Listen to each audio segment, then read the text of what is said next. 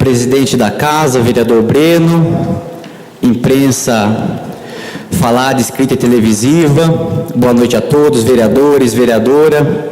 Começo aqui meu discurso falando a respeito da importante audiência pública que fizemos aqui nesta casa na última quinta-feira, que ocorreu às 15 horas, onde a Comissão de Finanças e Orçamento, da qual eu faço parte, sou presidente, o vereador D, vice-presidente, vereador Du, membro da comissão, fizemos uma audiência pública para discutir o PPA.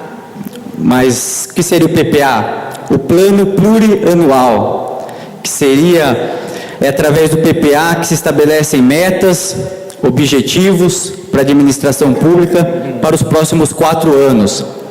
Lembrando que o PPA, ele veio com a nossa Constituição Federal de 1988 e tem essa prerrogativa de estabelecer metas e diretrizes para a administração. O PPA, ele sempre começa, no caso de Araras e de todos os municípios, o próximo PPA começa a valer a partir do ano que vem, dura 4 anos e pega mais um ano da administração do próximo prefeito, porque a nossa Constituição entende que as metas, os programas da administração pública têm que ser contínuos. Muitas vezes há uma ruptura, uma troca de prefeito, e alguns projetos que são relevantes para a população acabam sendo mudados. E o PPA entende que, pelo menos por um período, tem que ter uma continuidade nesses projetos nas mais diversas secretarias. Então foi muito importante, presidente, essa audiência pública, que a gente acabou avaliando o quanto cada secretaria vai gastar ano por ano, 2014, 2015, 2016, 2017, e eu, o vereador professor D, que presidiu a audiência, o vereador Du, o vereador Marcelo, que também participou dessa audiência, pudemos tirar algumas dúvidas com alguns secretários que aqui participaram. Dos 19 secretários municipais, contando as autarquias como se fossem uma secretaria, tivemos apenas 3 secretários que participaram dessa audiência pública. Secretário Felipe, de Planejamento, secretária Marisete, da Fazenda, e presidente da SMTCA, Luiz Carlos Escarcela. Eu gostaria de ler aqui na nossa Constituição o artigo 165, que fala a respeito da importância do PPA e o que é o PPA. Até convido a você que está assistindo a sessão para depois acompanhar a nossa Constituição. Artigo 165, parágrafo 1º. A lei que instituir o Plano Plurianual estabelecerá de forma regionalizada as diretrizes, objetivos e metas da administração pública para as despesas de capital e outras delas decorrentes, e para as relativas aos programas de duração continuada. Até um questionamento que eu fiz aqui para os secretários que aqui estavam foi a respeito de estabelecer programas no PPA de Araras. No PPA de Araras não tinha programas, porque é o seguinte, o PPA ele tem que ter programas com um conjunto de metas. Então, eu vou citar aqui um exemplo de um programa, por exemplo, que pode estar no PPA do governo federal, erradicar a pobreza. Esse seria um programa, e dentro dele teria que ter algumas metas e alguns projetos. O PPA de Araras tem apenas os investimentos. Então, eu peço para a administração rever essa questão e estabelecer conforme a nossa Constituição Federal manda. Um outro questionamento que eu achei muito pertinente foi o presidente da audiência pública que fez, o vereador professor D.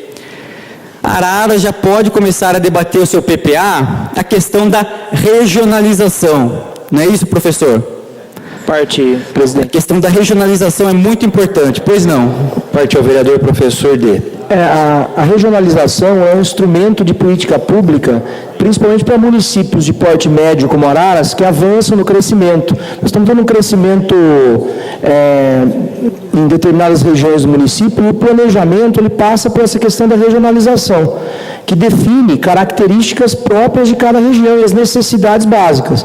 Então, os programas com metas definidas e o processo de regionalização, e aí o Felipe Belotto, secretário de Desenvolvimento, explanou sobre essa questão do avanço no zoneamento urbano do município, com todo o processo de licitação agora sendo feito para o geoprocessamento, né, do município, a Prefeitura vai ter um instrumento na mão realmente para conhecer a expansão urbana do município, para discutir políticas públicas, inclusive regionais. Nós temos a Zona Leste avançando, a Zona Norte avançando. Então, são instrumentos que têm que avançar realmente no PPA e foi discutido, bem colocado pelo vereador.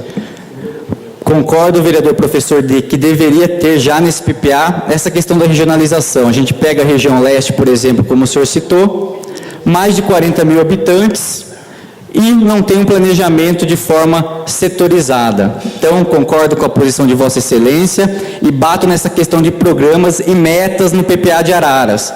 Ainda dá tempo de fazer algumas correções.